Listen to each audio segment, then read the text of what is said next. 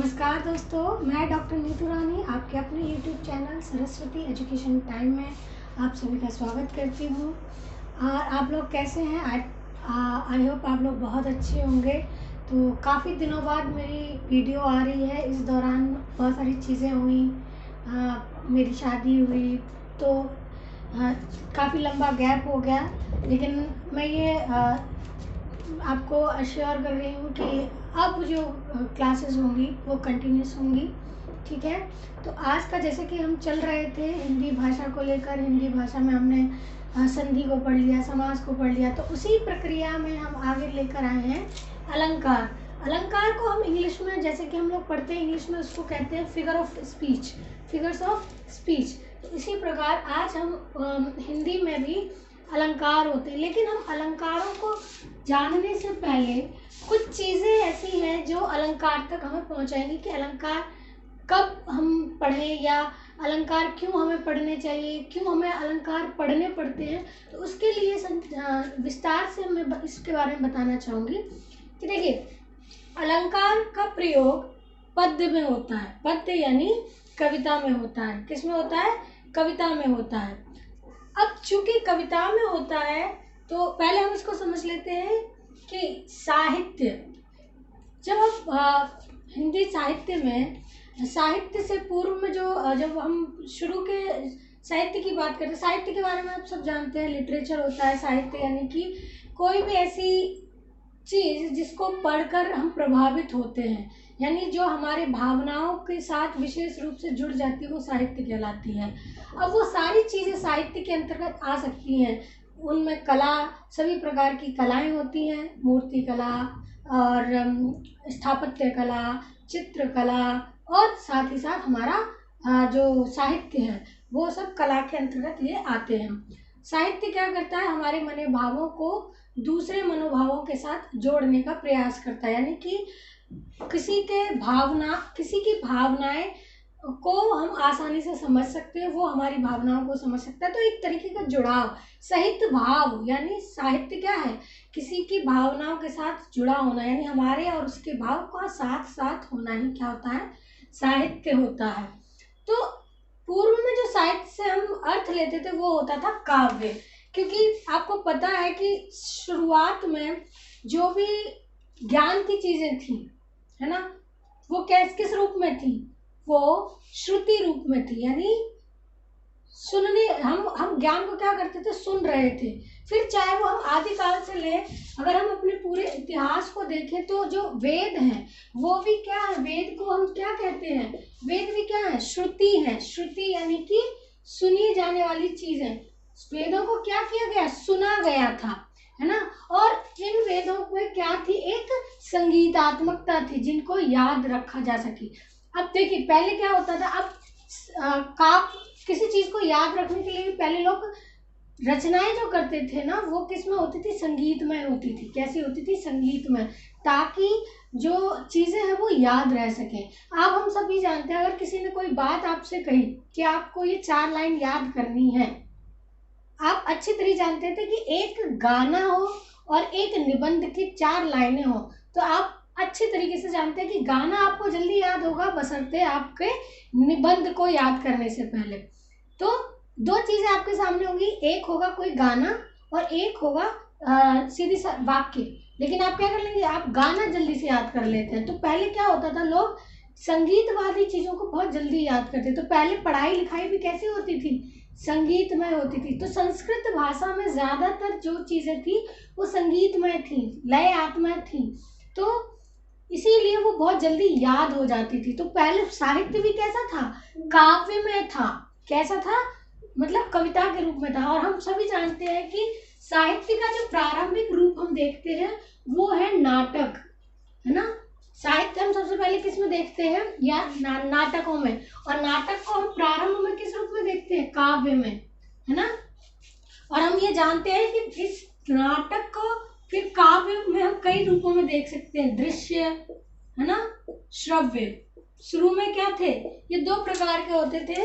दृश्य यानी देखने वाले नाटक, और श्रव्य यानी जो सुने जा सकने वाले। तो इस प्रकार से ये इस नाटक को मद्देनजर रखते हुए काव्य को कई रूपों में बांटा भी गया था। तो हम साहित्य की बात करते हैं तो काव्य जो है वो काव्य से ज्यादा संबंधित है। लेकिन धीरे धीरे क्या हुआ कि जैसे जैसे समय आगे बढ़ता गया उसकी जो संगीतात्मकता थी वो सीधी सरल भाषा में भी अब लोग कहने लगे थे। आगे आने वाले दौर में साहित्य को दो भागों में बांट दिया गया। एक था गद्य, यानी गद्य का विकास यदि हम देखें तो वो आधुनिक काल में माना जाता है, और हमारे पास जो काव्य का स्वरूप था वो प्राचीन काल से था। चलिए, ये चीज तो आपको समझ में आ गई होगी कि काव्य, ये जो काव्य है उसमें हम शुरू से क्यों समझा रहे हैं, क्योंकि काव्य क्या है, हमारी सुनने की क्षमता को ज्यादा ताकत रखता है, हमारी याद रखने की शक्ति जो है काव्य में ज्यादा होती थी। इसीलिए जो साहित्य पहले लिखा या सुनाया जाता था वो काव्य रूप में था।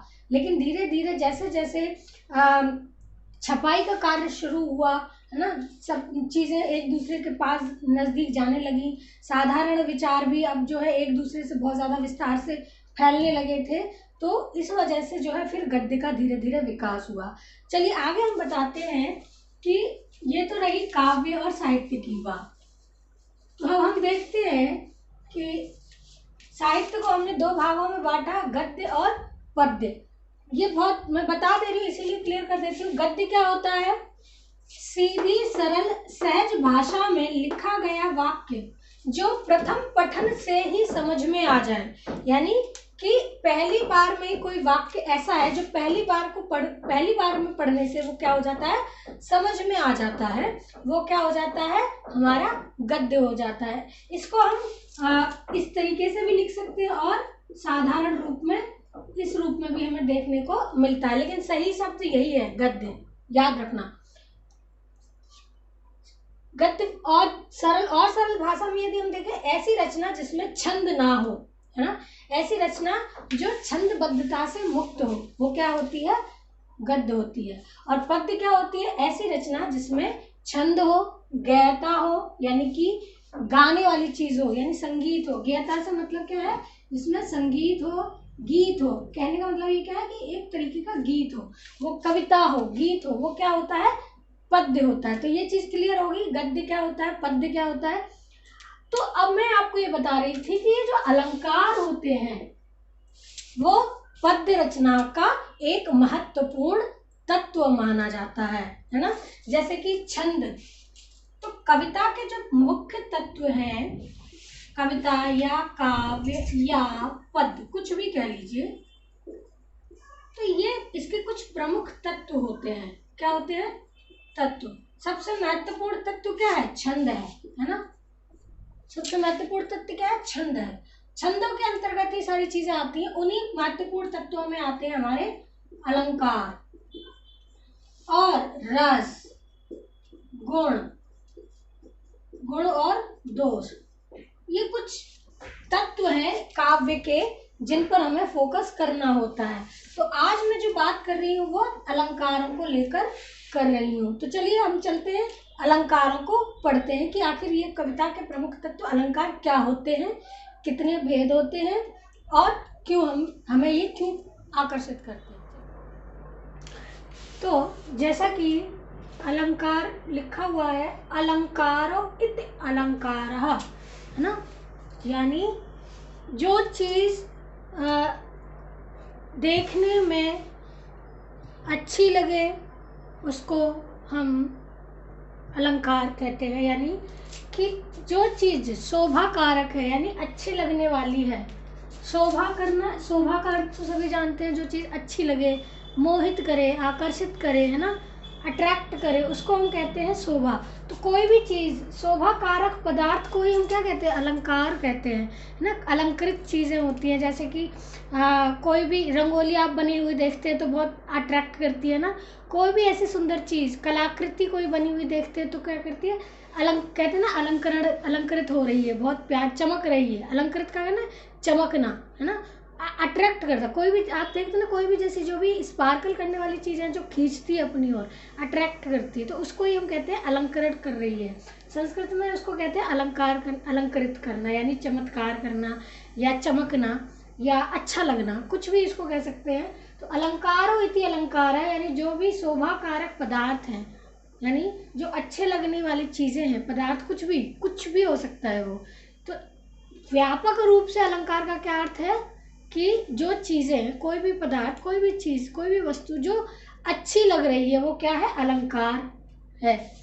काव्य में हम इसको किस तरीके से देखते हैं, देखिए काव्य में समझने से पहले आपको देखिए कि जिस प्रकार आभूषणों के द्वारा शरीर की शोभा में वृद्धि होती है। जब कोई स्त्री, मान लो कोई सामान्य तौर पर एक स्त्री है ना, हमें उसका आंतरिक गुण नहीं पता है, हो सकता है वो आंतरिक रूप से बहुत अच्छी हो, उसके बात करने का तरीका, वो भी क्या है, वो भी एक गुण है। मतलब आंतरिक रूप से उसके बात करने का तरीका। देखिए सुंदरता दोनों रूपों में होती है, एक आंतरिक सुंदरता होती है और एक बाहरी सुंदरता होती है ना।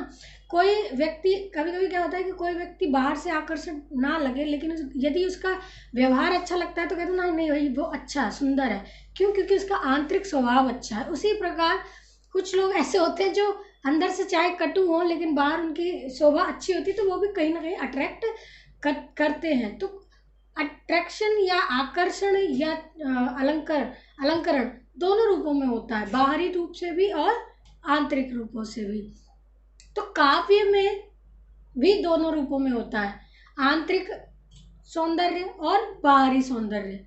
तो यहाँ पर जो अलंकार जो भूमिका अदा करते हैं, जो अलंकार हैं, वो हम ये कह सकते हैं कि जो अलंकार है वो काव्य के बाहरी सौंदर्य को ज़्यादा बढ़ावा देते हैं। लेकिन ऐसा नहीं है कि वो आंतरिक गुणों को छुपा दें, नहीं, दोनों रूपों में अच्छे लगते हैं। जिस प्रकार एक स्त्री साधारण कपड़ों में रहने के बाद जब वो आभूषण पहनती है, यानी जब वो जेवर पहनती है या ज्वेलरी पहनती है, तो वो ज़्यादा आकर्षित लगने लगती है ना, उसकी शोभा क्या होती है, बढ़ जाती है। यानी कि जो साधारण स्वरूप था उसका वो क्या हो जाता है, वो बढ़ जाता है। उसी प्रकार जैसे जिस प्रकार आभूषणों के द्वारा, यानी कि एक सामान्य स्त्री है, उसने अपनी शोभा यानी जो वो सुंदर है, ऑलरेडी वो सुंदर है, उस सुंदरता को उसने और बढ़ा दिया है, यानी उसको शोभा को बढ़ा दिया किसके माध्यम से, आभूषणों के माध्यम से उसने अपने शरीर की सुंदरता को बढ़ा दिया है। तो जिस प्रकार आभूषणों के द्वारा शरीर की शोभा में वृद्धि होती है, उसी प्रकार शब्द और अर्थ के चमत्कार द्वारा, यानी ऐसे काव्य में कुछ ऐसे शब्द होते हैं जो जिन्हें सुनकर बड़ा अच्छा लगता है। अब जैसे कभी कभी मैं एक बात कहूँ, कभी कभी अचानक आपने बहुत सारी कहावतें सुनी होंगी कि चंदू के चाचा ने चंदू की चाची को चांदनी रात में चांदी की चम्मच से चटनी चटाई वगैरह वगैरह। तो कभी कभी क्या लगता है कि शब्द जो है आपको अट्रैक्ट कर रहे हैं, क्यों, क्योंकि उनकी जो ध्वनि है च च च, वो क्या कर रही है, आपको अच्छी लग रही है, चाहे समझ में आए ना आए, लेकिन कुछ चीज़ है, हाँ समझ में भी आ रही होगी, लेकिन कुछ चीज़ है जो चार ध्वनि है वो अट्रैक्ट कर रही है क्योंकि बार बार आ रही है, वो तो आप उल्लसित होने लगते हैं उसको सुनकर, तो वो क्या है, शोभा बढ़ रही है उससे। तो जिस प्रकार आभूषणों के द्वारा शरीर की शोभा में वृद्धि होती है, उसी प्रकार शब्द और अर्थ के चमत्कार के द्वारा काव्य की शोभा में वृद्धि होती है, इसी को हम अलंकार कहते हैं। अब अलंकार की परिभाषा देख लीजिए कि काव्य में, यानी कविता में या काव्य में शब्द और अर्थ की शोभा बढ़ाने वाले तत्वों को क्या कहते हैं, अलंकार कहते हैं। यानी शब्द और अर्थ की शोभा बढ़ाने वाले तत्व को क्या कहते हैं, अलंकार कहते हैं। अब हम धीरे धीरे सीखेंगे कि ये तत्व कितने होते हैं, है ना, कैसे वो काव्य की शब्दों को चमत्कारित करते हैं, है ना। इसी आधार पर शब्द और अर्थ की शोभा बढ़ाने वाले, कहा गया है ना कि शब्द और अर्थ की शोभा बढ़ाने वाले तत्व को अलंकार कहा जाता है। तो इसी के आधार पर हमने अलंकार को दो भागों में बांटा है। पहला है शब्दालंकार, दूसरा है अर्थालंकार। यानी शब्दों के माध्यम से और अर्थ के माध्यम से अलंकार कितने प्रकार के होते हैं और कैसे हमें देख सकते हैं। तो अलंकार के भेद, पहला है शब्दालंकार, दूसरा है अर्थालंकार। यानी काव्य में जो शब्द सुनकर जो काव्य है, यानी जो कविता है, जब आप काव्य की कुछ शब्दों को सुनकर आकर्षित होते हैं तो वहाँ क्या होता है, शब्दालंकार होता है। जैसे कि काव्य में जो शब्द आ रहे हैं जैसे वो उनमें जो ध्वनि है, शब्दों के शब्द कैसे बनता है, वर्णों से बनता है ना। आपको पता है ना शब्द कैसे बन रहा है, वर्णों से बन रहा है। वर्णों के सार्थक योग को क्या कहते हैं, शब्द कहते हैं। वर्णों के सार्थक योग को क्या कहते हैं, शब्द कहते हैं। तो जो शब्द बन रहा है और उन वर्णों शब्द के बनने की जो प्रक्रिया है, यानी जो वर्णों का जोड़ है, वो जो वर्ण किस प्रकार आ रहे हैं उनके बारे में यहाँ पर बताया जाता है। तो वहाँ पर वर्णों की भूमिका बहुत ज़्यादा हो जाती है। उसी प्रकार शब्द में अर्थ किस प्रकार से आ रहा है ना, यानी शब्द कोई रखा है तो वो अर्थ किस किस रूप में आएगा, उसका यहाँ पर क्या अर्थ होगा। मान लो कोई शब्द है, हम सोच कुछ और रहे हैं, अचानक से कुछ और अर्थ आ जाए तो वहाँ क्या होता है, हमारा आकर्षण चेंज हो जाता है। तो वो एक अलग प्रक्रिया है। तो उसी आधार पर हम नेक्स्ट क्लास में समझेंगे कि शब्दालंकार, जैसे कि मैं स्टार्टिंग में बता दे रही हूँ, शब्दालंकार क्या है, यानी शब्दों के माध्यम से जहाँ काव्य की शोभा बढ़ जाए, यानी काव्य में जब शब्द जो है चमत्कार उत्पन्न करने लगे तो क्या होगा, वहाँ शब्दालंकार होगा। ये कितने प्रकार के हैं, ये मुख्यतः 3 प्रकार के हैं, अनुप्रास, अनुप्रास, यमक और श्लेष। काव्य में जहाँ शब्दों के अर्थ के द्वारा चमत्कार उत्पन्न हो वहाँ क्या होगा, अर्थालंकार होगा, जो इस प्रकार है, उत्प्रेक्षा, रूपक, उपमा, दृष्टांत, भ्रांतिमान और मानवीकरण। नेक्स्ट क्लास में हम इनको विस्तार से आपको बताएंगे। तो आज का वीडियो आपको कैसा लगा ज़रूर बताइएगा, और मेरे वीडियो को लाइक, शेयर, कमेंट ज़रूर करिएगा, और सब्सक्राइब करना ना भूलें। अपने सभी मित्रों और जितने भी जानने वाले हैं उनको इसको शेयर करें, सब्सक्राइब करवाएं, और जो बेल आइकन है उसको ज़रूर दबाने के लिए कहें। थैंक यू, धन्यवाद। और सबसे खुशी की बात यह है कि मेरे जितने भी व्यूअर्स हैं, मेरे स्टूडेंट्स हैं, मेरे जानने वाले हैं, दोस्त, सब ने मुझे इतना सपोर्ट किया है कि आज मैं अपने सब्सक्राइबर की संख्या को पार कर चुकी हूँ। 1000 से ज़्यादा मेरे सब्सक्राइबर हो चुके हैं। आप लोगों का प्यार इसी तरह मुझे मिलता रहे, और आपसे उम्मीद करती हूँ कि इसी प्रकार इस प्यार को बरकरार रखें, बनाए रखें, और हमारी जो पढ़ाई का और जो ज्ञान का, जो हिंदी साहित्य को और भाषा को प्रसारित करने का जो कार्य है, इसी प्रकार लगातार बढ़ता रहे, और आप सब लोगों का ज्ञानवर्धन इसी तरह होता रहे। आज के लिए धन्यवाद।